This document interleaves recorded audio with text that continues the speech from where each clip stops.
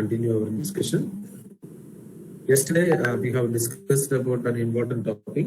What is the effect of zeros in it? Before that, we have seen that a pole means the roots of the denominator polynomial has an impact on the stability of the system. And yesterday, we have seen what is the effect of zeros in the system. And we observed that zeros are not affecting the stability of the system, but it is affecting the steady state as well as dynamic performance of the system. The pole is in LSP or RSP. But in case of RSP, suppose our zero is at RSP of S plane. What is the observation? Steady state response is changing, and our pole is exponents of the exponential time also same. Right? It is not affecting the pole location, but the response, the step response, will start from the origin and moves in one direction. Then, after some time, it moves in the other direction, and finally, it is settling at a value. Right? In our problem, it is going to the negative value. So there we stop. So today we will discuss about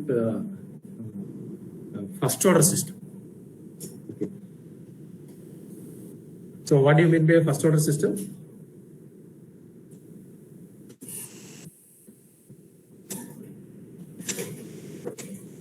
N equal to 1, right? So the general expression governing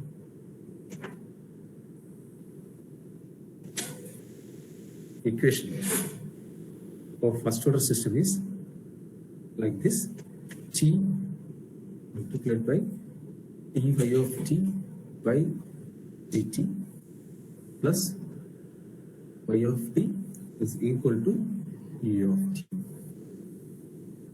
Right? Where t is a real number. So you can see that the order of the highest order of the differential term is 1. That's why order equal to 1. So this is the governing equation of a first order system. So apply Laplace transform, you can find out the transfer function, right?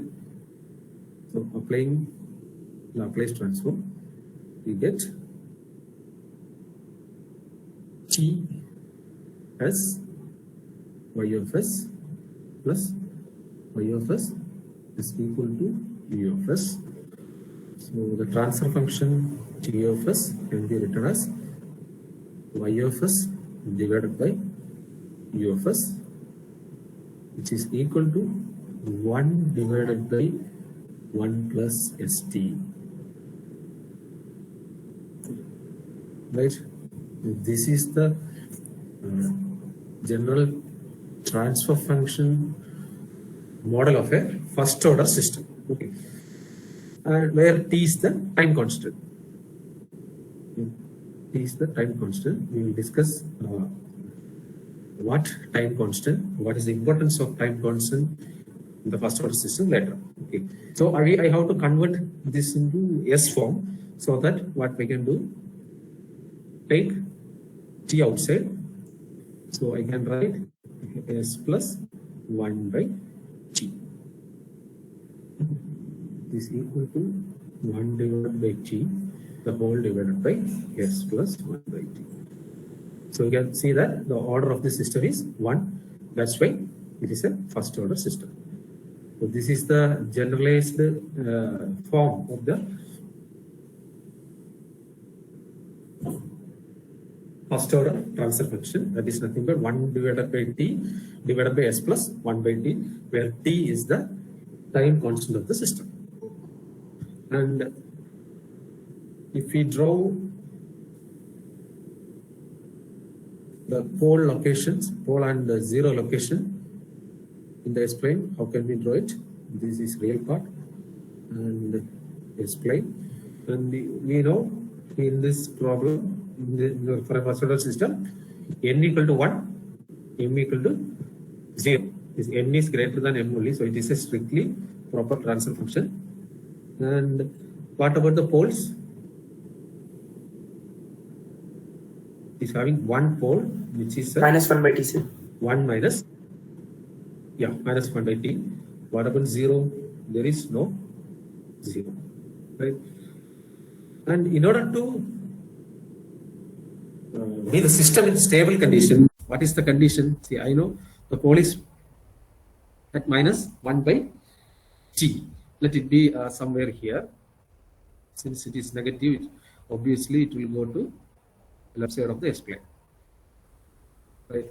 So in order to make the system in a stable condition, one condition is that t should be greater than 0.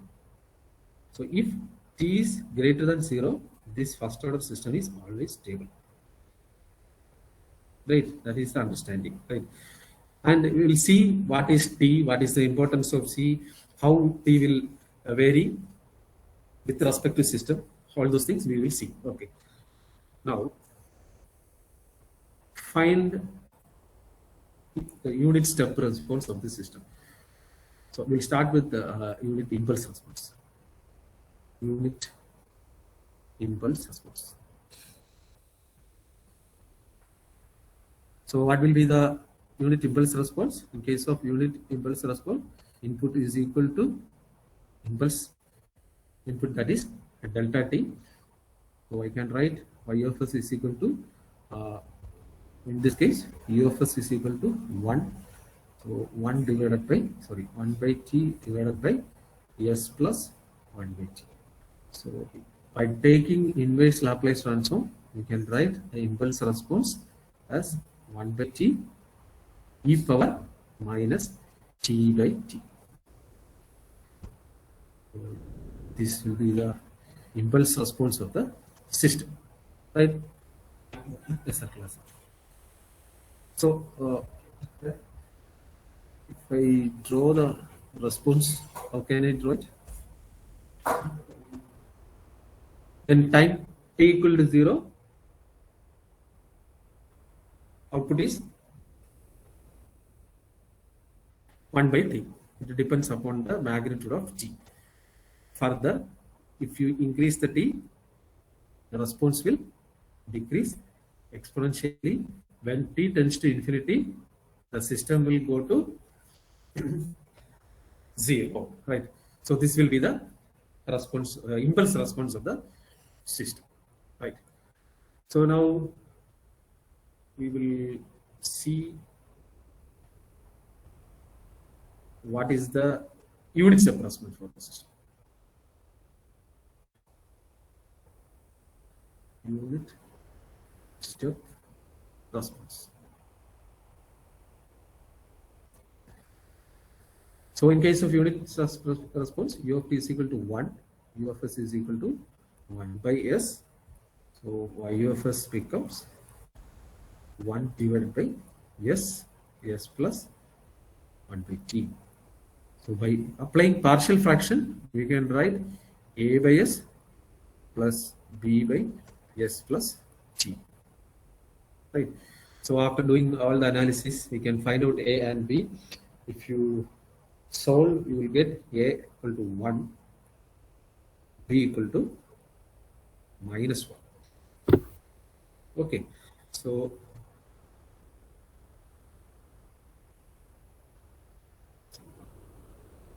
you can write y of s is equal to 1 by s minus 1 by s plus 1 by t, right? So how can we find the unit step response? By taking the inverse Laplace transform, that is 1 minus e power minus t by t. So this will be the unit step response of the first order system. Unit step response.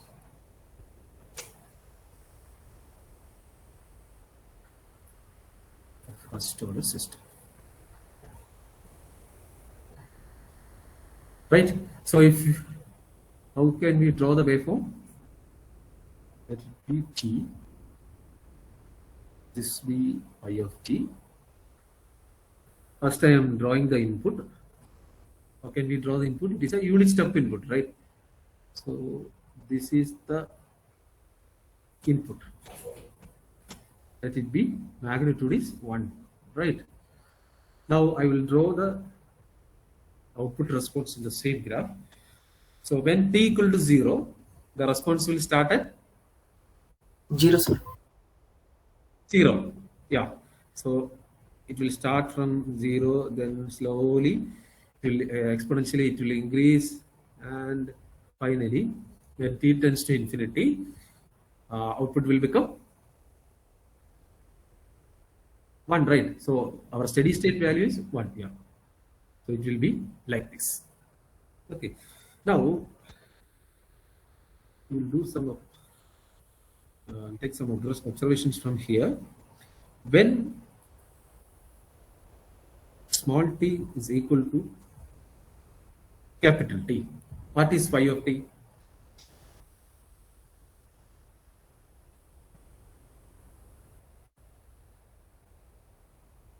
One minus e power minus 1. Can you find the value and tell me what is 1 minus e power minus 1?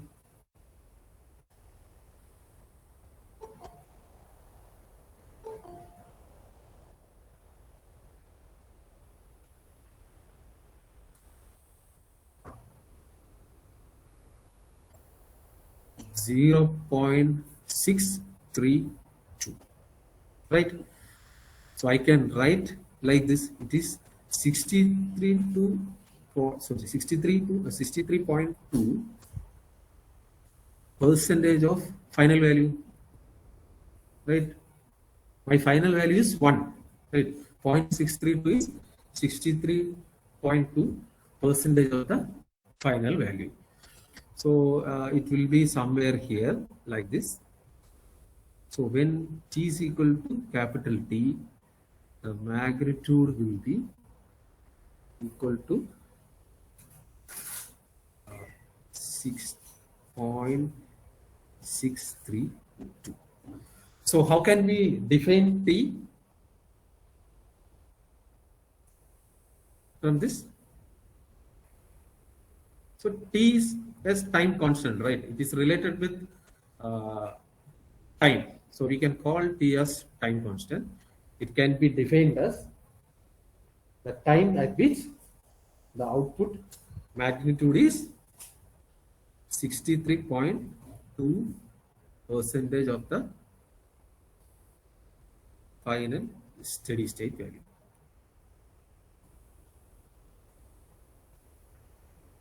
Is time taken by the output to reach the 63 percentage of the final steady state value. So in this case, this much time is required to reach the 63 percentage of the final value. So this is the definition of the time constant. So one thing you keep in mind, in case of a first order system, this term t is a very important parameter to analyze the dynamic characteristics of the system, right? So you can see that in a first order system, there is only one parameter, right? What is the general expression of the first order system? 1 divided by 1 plus st. So t is the only parameter. Otherwise, we can tell it is an important parameter to analyze the dynamic characteristics of a first order system. This you keep in mind. This is not the case for a second order system. Anyway, we will see in the classes. For a first order system, capital T or time constant is an important parameter to analyze the dynamic performance of the system. Okay. Now, you substitute t equal to 3t when T equal to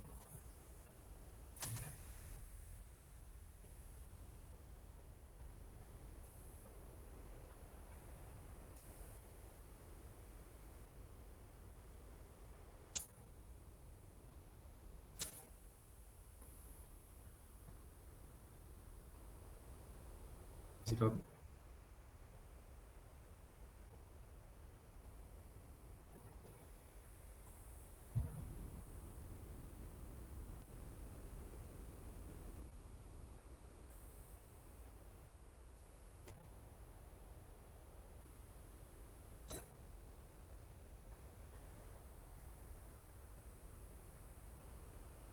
What are,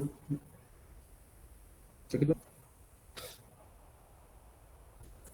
No, sir. No.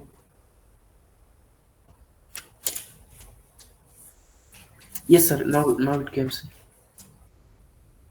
Okay, okay, fine. So now, when t is equal to 3t, how can we write what is the value of response? So I of t becomes 1 minus e power minus 3. So what's the value? Please tell me. And we can see what is the value of the response when t is equal to 40. When t equals 40, I of t becomes 1 minus e power. So tell me these two values.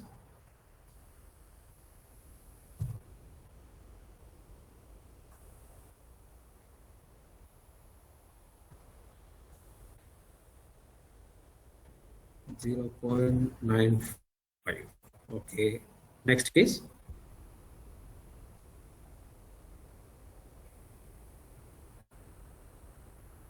0.981. Yeah, fine. So this is from this I can understand that at time t equal to 3t, output response is 95% of final. At time t equal to 40 is approximately 98% of final value. Okay, so what is the important observation from this is if I go to the waveform,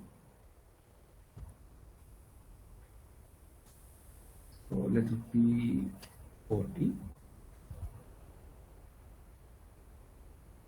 So you are very closer to the steady state value.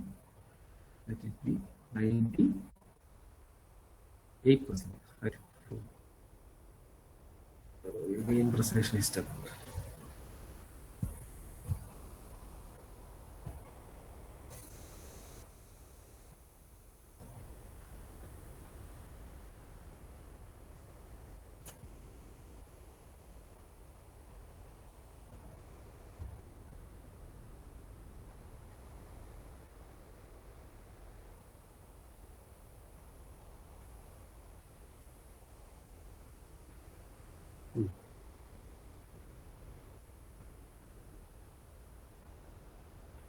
Okay, so if I draw on the same response, let it be 3t. This is 3t. So the corresponding output is 95% of final value. So what is the understanding from this? See, I am giving a step input having a magnitude of 1. So obviously you are expecting a steady state value of 1, right? But in practice, we will not get exact 1 value, means 1. So usually we will consider either 95% or 98% of the final value as the steady state value. That is the solution. So in practical case, we will consider either 3t or 40 as steady state value. We are taking like this. So 3T means it will be closer to 180, but it is not exact 98% of steady state value, right? In case of 40, sorry, this is 95, and this becomes 98% of steady state value. So this you keep in mind. So usually in practical case, we will take either 3T or 40 as the steady state response. It is the value is very closer to the steady state value. Okay, and this can be called as again settling time of the system. Settling time of the system. In the sense, the time required to reach the steady state value. So one thing keep in mind, steady state value means don't think it is exact 1. So we can consider either 3T, where T is the time constant, or 40 also as a steady state value. So settling time is the time taken for the output magnitude to settle within 2% or 5% of the final value. Okay. Can be plus or minus 2% or plus or minus 5%. Okay. So if your output response is within this band, you can call it as a steady state value. The time taken, I will write the definition here. You understand. Settling time is nothing but which is the time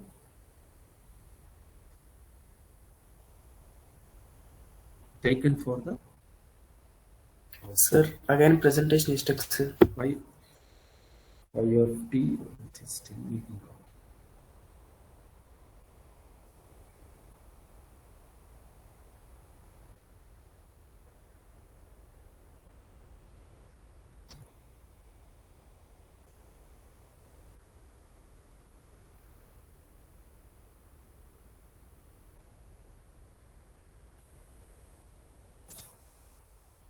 Okay.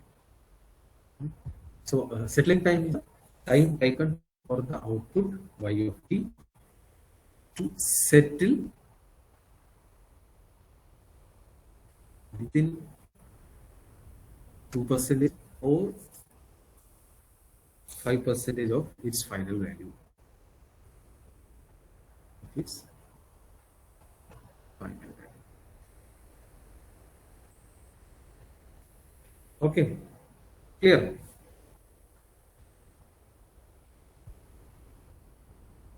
Hope everyone understood the concept.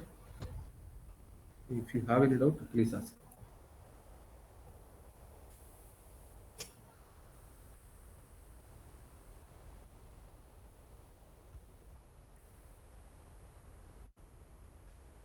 Okay, now let us find the unit ramp response. What is the specialty of ramp response? It means ramp input. Ramp input is not a bounded input, right? Because when t tends to infinity, it will go to infinity only. Ramp is right? Bounded input. Okay, anyway, we will see what how the response look like. So for a unit ramp, u of t is equal to t. U of s becomes 1 by square. Right? So if I want to find the response, y of is equal to 1 divided by x square multiplied by s plus 1 by t. This can be by applying partial fraction. We can write a by s plus b by s square plus z divided by s plus t. Okay, please tell me the magnitude of a, b, and c.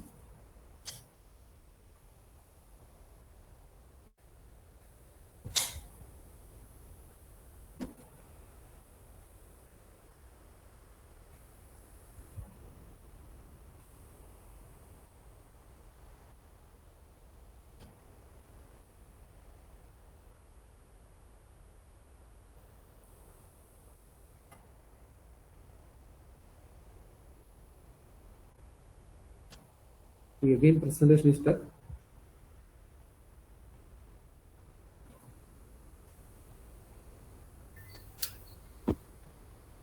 Finally, okay.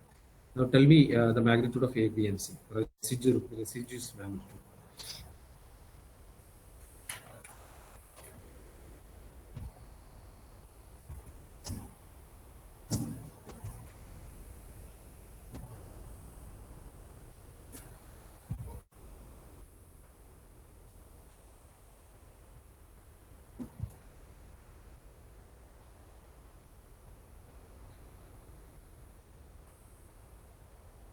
Yeah, correct. So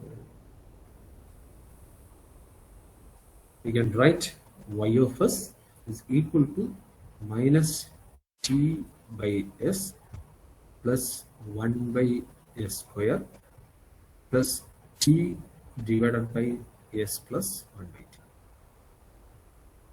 Hence, by taking inverse Laplace transform, we can write y of t is equal to minus t plus t small t plus t e power minus t by t. You can see that when t tends to 0, sorry, when t tends to infinity also will go to infinity. That means this system is, when you are feeding a ramped input to a first order system, the output response of the system is unbounded. So you can directly, by using Vivo stability concept, we can tell the system is unstable, right? So further, if you solve this, you will get y of t is equal to t minus, I take capital T common, I can write 1 minus e power minus t by t. Right? This will be the response. Okay. So from this, you can observe that as t tends to infinity,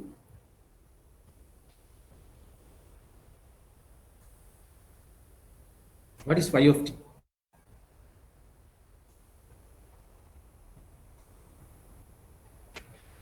Infinity, and can I write like this?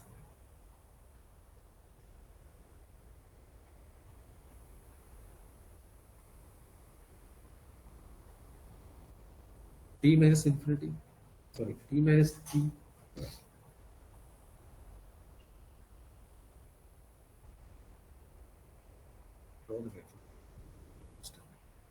So take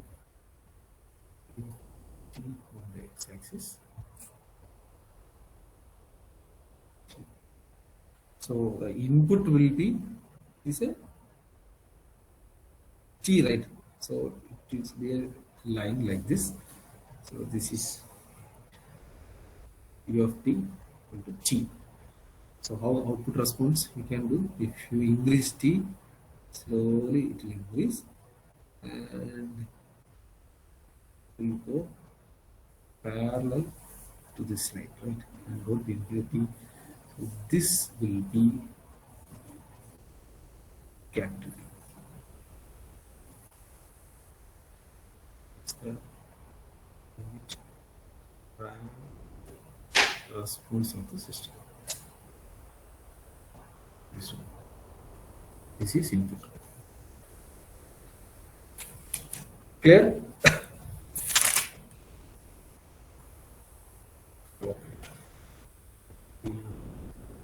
Make some observation from this analysis. First, you take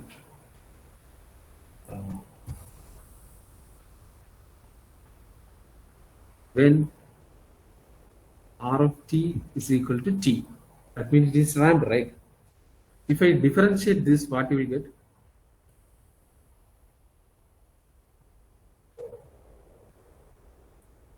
Yeah, 1, which can be.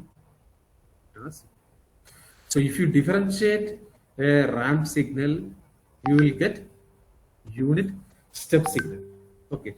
or what is the output response corresponds to ramp when you fit to a first order system? Just now we have derived, right? It is y of t is equal to small t minus capital T multiplied by 1 minus e power minus t by tau. So this also you differentiate with respect to t, what you will get?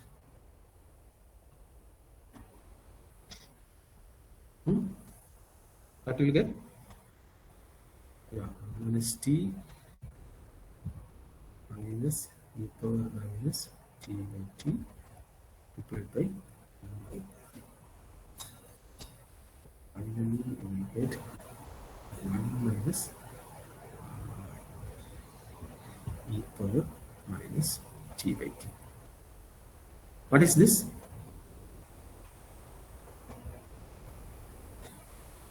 Yeah, absolutely right.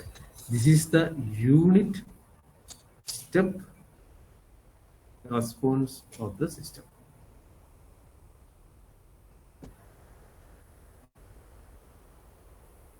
So if you differentiate the ramp response of a first order system, if you differentiate the ramp response, you will get unit step response. Okay. Similarly, so we can conclude this here in this case. Step input is equal to derivative of ramp. Similarly, step response is equal to derivative of ramp response.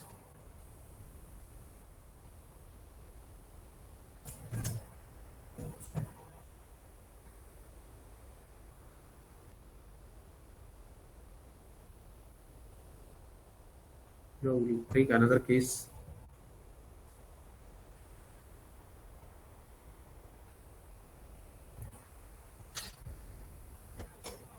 What is the step response of the system? It is 1 minus e power minus t by t. If I differentiate step response, what I will get?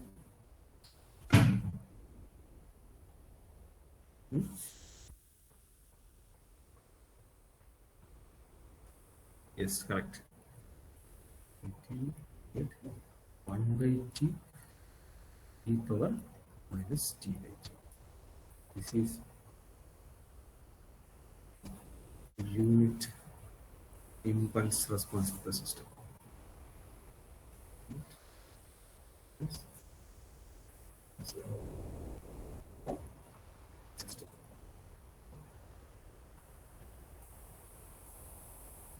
Means we can write impulse response is derivative of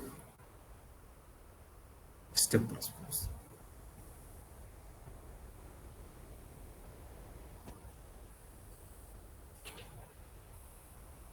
So keep in mind, suppose if you have unit or step response of a system, you want to find the impulse response, just differentiate. Okay, so we will conclude this like this.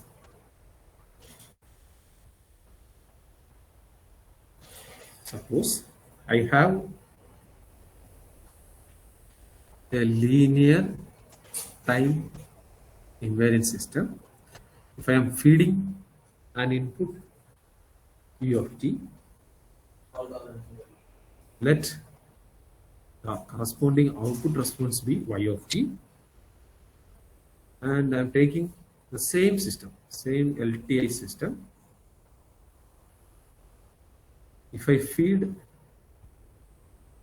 derivative of the input, your output also becomes derivative of the corresponding output response. So this is a good feature of linear system, right? That what do you mean by linear system? Linear system has to obey the principle of homogeneity as well as superposition theorem, right? Yeah, that means if you are giving u of t to a response to a system corresponding out y of t, output is y of t. If I am feeding c into u of t, your output will be c into y of t. Right? If you add both, you will get addition of both, right? So that is the good property of the linear system. Clear? Yeah. And one more thing I want to tell, how to find the steady state value of a system.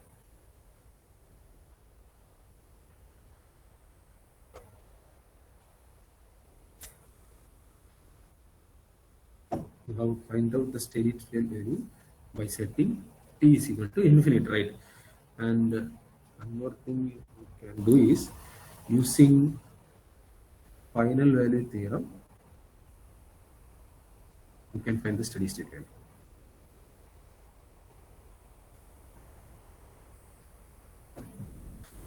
So, what is final value theorem?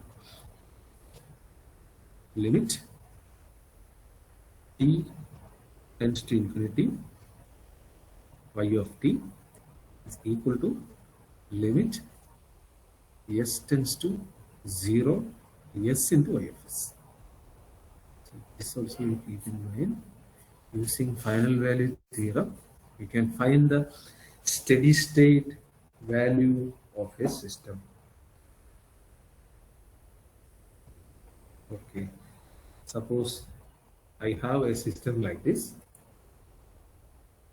Let it be t dy of t by dt plus y of t is equal to b multiplied by u of t. There b is not equal to 1. In previous case, b is equal to 1, right? So this is a real number where b is not equal to 1. How can we write the transfer function of the system? Y of s by u of s is equal to b divided by 1 plus s t. Right? Write like this: b by t divided by s plus 1 by t. Okay, in this case, m equal to 0, n equal to 1. So this is a first order system. So if you find out the unit step response for this system, it will become y of s is equal to a by s plus b by s plus 1 by t.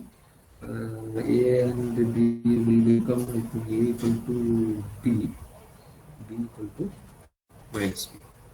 Yeah, because previously it was 1 and minus 1, right? Now it is not 1. We have a constant sitting at the input side b. So obviously the residues will become b and minus b. So finally I can write the unit step response y of t becomes d by s minus b divided by s plus 1 by t. Sorry, yes. Y of t becomes b 1 minus e power minus 1 by t.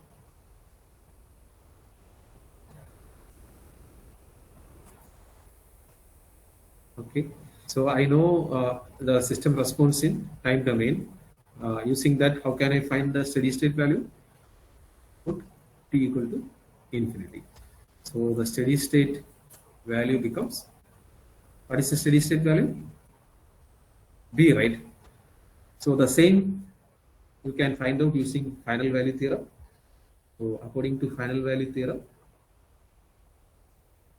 steady state value equal to limit s tends to 0 means final value of the system. S multiplied by system. System transfer function is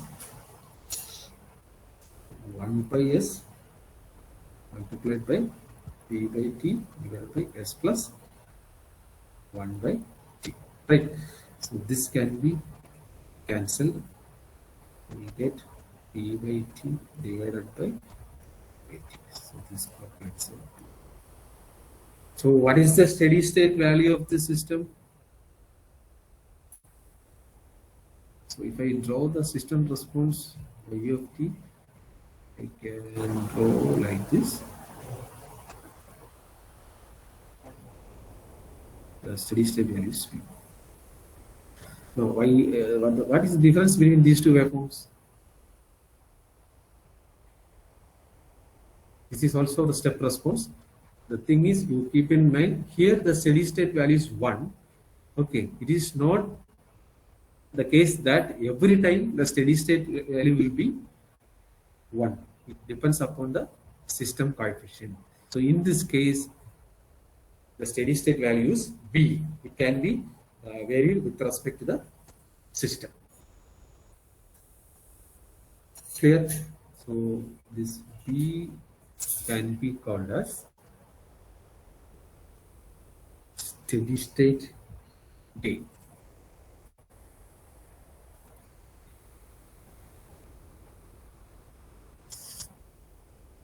Steady state gain. So if in a problem, if you are asking to find the steady state gain, just apply final value theorem, find the value of the response at steady state. So steady state gain is nothing but value of the system at steady state. System response at steady state.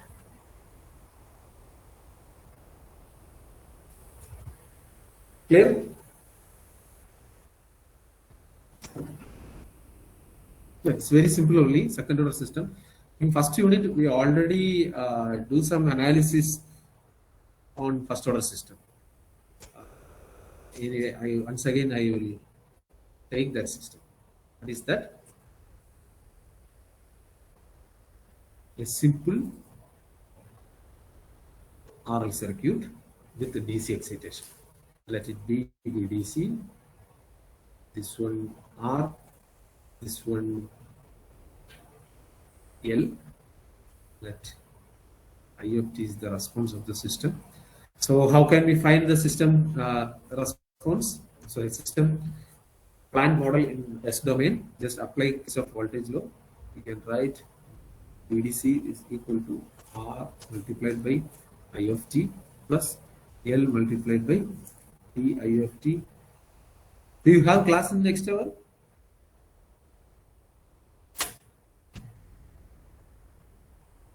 Yes or no? No. The voice is not clear for me. No only, right? Yeah, because I can continue for 5 more minutes. That's what I am asking.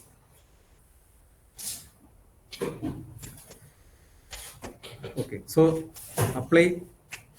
So what is the, anyway, now you know what is the response of the system, right? What is the response? Finally, you can write because you know all the things, you know the generalized expression, everything, right? So this will be, if you write again in the first order form, it will become di of t divided by dt is equal, sorry, plus r by l I of t is equal to vdc by l. Right? This will be the what? Linear ordinary differential, right? So from this directly you can write I of s What is I of s?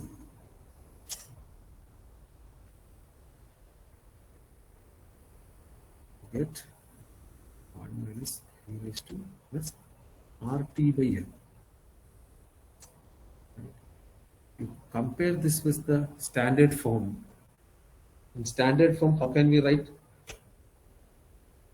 Is 1 minus e power minus, sorry, if you have a steady state value b, it can be written as minus t by t, right? So if you compare both,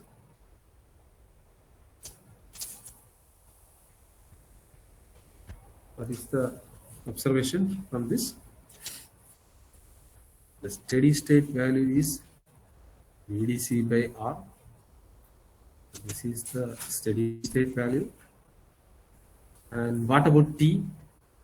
The time constant t is equal to L by R. Yeah. Second.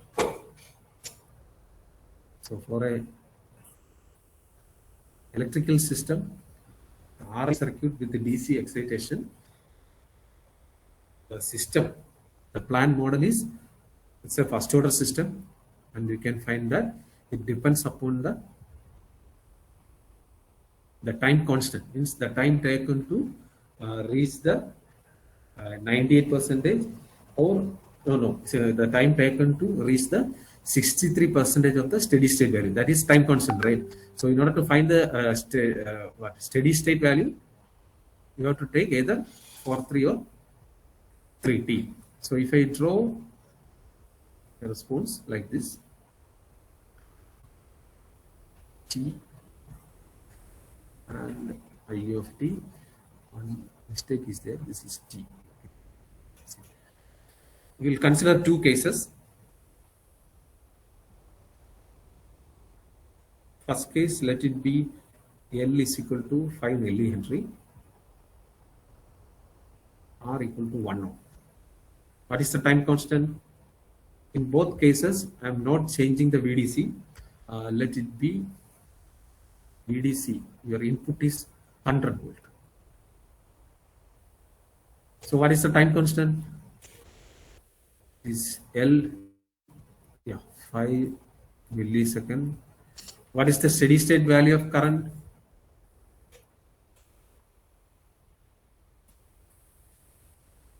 Hundred by 1 is equal to 100 ampere. So if I draw the waveform, I can draw like this, right? This is 100 ampere. And now let us take another system, the same system having different values. Let your inductance value is some 1 millimeter. Remaining parameters are same.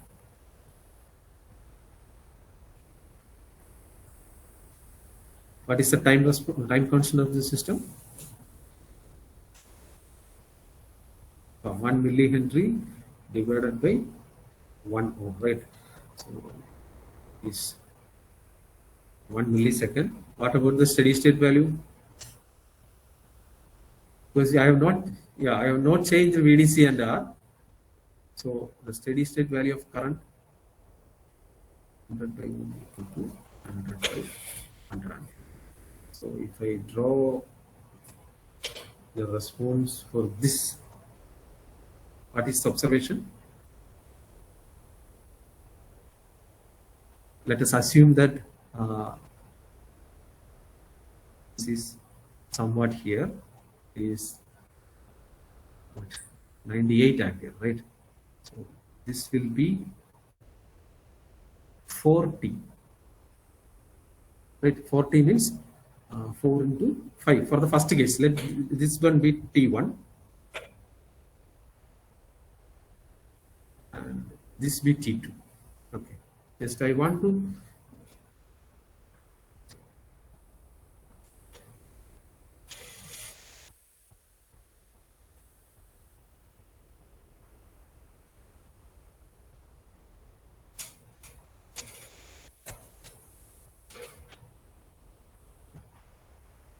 Is it okay now? Yeah. Just I want to tell one point. That's why. See, this case is let it be the time constant t1 equal to 5 millisecond. For the second case, the time constant t2 is equal to 1 millisecond. So what will be the difference in the waveform? Both are reaching the steady state value. The steady state value is 100 ampere, right? But it is reaching at different time period. Was the second, this let this one be the curve for the first one. So who is reaching faster, T1 or T2? T2 is reaching faster. Is reaching faster compared to T1. That is observation. So the T1 is less than, sorry, T2 is less than T1. So the curve which is having lower time constant is reaching the steady state value faster compared to the other. It's the observation. Clear? Yeah. If you have any doubt, you can ask. Otherwise, we can stop the class.